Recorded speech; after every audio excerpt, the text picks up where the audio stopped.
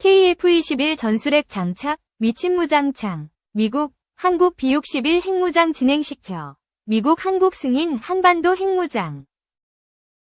그동안 핵개발, ICBM 개발에 주력해온 북한이 최근에는 전술핵무기 및 핵 EMP 실험까지 하면서 한반도 내 핵위기를 고조시키고 있다. 북한은 우크라이나와 전쟁 중인 러시아에 무기체계와 포탄 등을 공급하고 있고, 러시아는 이에 대해 미사일 및 위성 기술 지원으로 보답하고 있는 정황이 포착되고 있다. 지난 6월 19일에는 푸틴과 김정은이 상대국이 전쟁 시 지체 없이 상호 지원한다는 내용을 담은 준동맹 성격의 포괄적 안보 협력 협정까지 체결했다.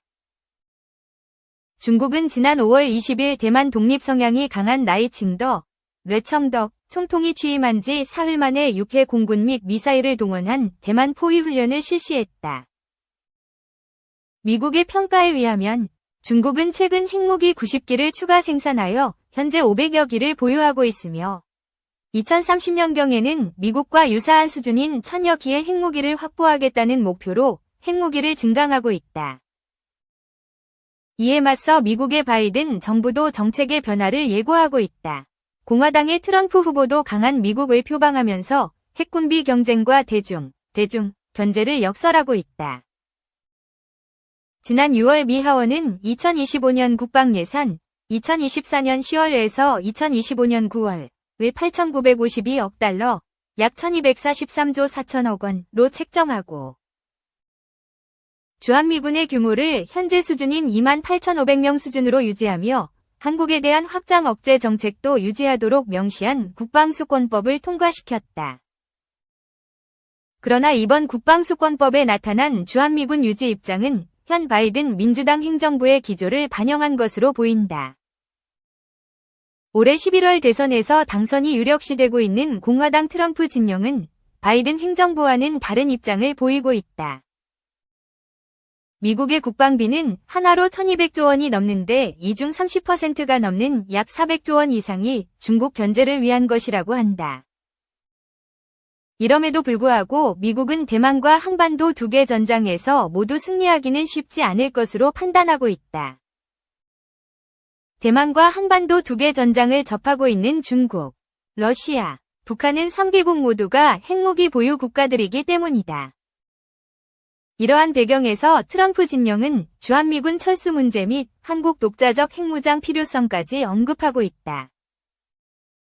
트럼프의 측근으로서 트럼프 1기 행정부 마지막 국방장관 대행을 수행했고 2기 행정부가 출범한다면 국방장관으로 유력시되고 있는 크리스토퍼 밀러는 지난 3월 18일 한 언론과의 인터뷰에서 이렇게 말했다. 북한 핵은 기대가 아니라 현실로 봐야 한다. 미북 군축 협상도 가능하다. 한국은 북핵 위협으로부터 스스로 지킬 능력이 있다. 한국이 1차 책임을 져야 한다. 이를 위해 한국의 독자적 핵무장도 논의가 가능하다. 미국은 이를 지원할 수 있으며 미국은 중국에 집중해야 한다. 즉 이번 대선에서 트럼프가 재집권한다면 한국으로부터 주한미군을 철수시키고 한국은 자체 핵무장을 통해 북한의 위협으로부터 1차적으로 알아서 방어하라는 입장으로 선회할 수 있음을 시사한 것이다. 그러면 한국은 어찌해야 할까? 우리가 감당해야 할 북한의 핵 능력은 과연 얼마나 될까?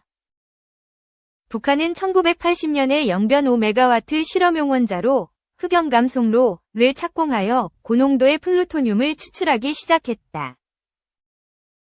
1993년에는 NPT 핵확산금지 조약을 탈퇴하고 2005년에는 핵무기 보유 선언을 했다. 2006년 제1차 핵실험을 시작으로 2009년 2차, 2013년 3차, 2016년 4, 5차, 2017년 6차 핵실험까지 완료한 상태다. 미국 핵군축연구소가 2023년 10월 발표한 자료에 의하면 북한은 핵무기를 최소 45에서 50기 이상 보유하고 있고 매년 4에서 12개의 핵탄두를 생산할 수 있는 능력을 가지고 있는 것으로 추정된다. 또한 핵무기를 운반할 수 있는 탄도미사일 1000여 기를 보유하고 있으며 이동식 발사대 100여 기도 확보하고 있는 것으로 알려지고 있다. 북한은 또한 핵탄두 탑재가 가능한 다종의 미사일을 개발해놓고 2016년에는 신형 고출력 엔진 개발을 완료한 상태다. 단거리 미사일은 사거리 300에서 500km 외 스쿼드 B, C. 중증거리 미사일은 사거리 1000에서 1300km 외 스쿼드 ER 및 노동 미사일. 중거리 미사일은 사거리 3000에서 5000km 외 무수단 및 화성 12형. 사거리 1만 km 이상의 장거리 미사일은 대포동 2호, 화성 14형, 15형, 17형 등을 보유하고 있다. 2023년에는 사거리 1만 5000km 외 화성 18형까지 공개했다. 2021년 1월 제8차 당대회 사업총화보고에서 김정은은 작전 임무의 목적, 타격 대상에 따라 각이한 수단으로 적용할 수 있는 전술핵 무기들을 개발해야 한다고 강조했다. 북한은 핵탄두 중량 50노트 이상의 전략 핵무기는 주로 미국을 대상으로 하는 억지용, 탄두 중량 50노트 이하의 전술핵 무기는 남한을 대상으로 실제 사용 가능한 무기로 간주하고 있는 것으로 추정된다. 주로 비행장, 군사지휘시설, 항만 등 주요 군사 목표물에 대한 정밀 타격이 목적인 이 전술핵 무기들은 초대형 방사포, 이스칸데르 미사일, 잠수함발 사탄도 미사일로 발사할 수 있다. 북한은 한반도에서 핵무기를 어떻게 사용할까? 김정은은 지난 2022년 4월 25일 조선인민군 창설 90주년 열병식에서 우리의 핵이 전쟁 방지라는 하나의 사명에만 속박해 있을 수는 없다 면서 핵 사용 방침을 언급한 바 있다. 이를 통해 북한의 핵무기 사용 전략 전술을 추정해 볼 수 있다. 첫째, 전략 핵무기로 워싱턴을 위협하면서 전술 핵무기를 한반도에 사용하는 전략이다. 즉 한반도에서 민간 피해를 최소화할 수 있는 군사시설 위주로 소형 전술 핵무기를 사용하면서 미국이 이에 대해 핵보복을 할 경우 북한은 전략 핵무기를 통해 미 본토를 공격할 수 있다고 위협할 수 있다. 이런 경우 미국은 과거 드골 프랑스 대통령이 언급했던 것처럼 서울을 지키기 위해 워싱턴을 포기할 수 있을까? 북한이 소형 전술 핵무기를 사용하여 선택적이고 제한적인 핵공격을 할 경우 미국은 핵보복을 회피하고 재래식 무기로 대응하고자 하는 정치적 선택을 할 수도 있을 것이다.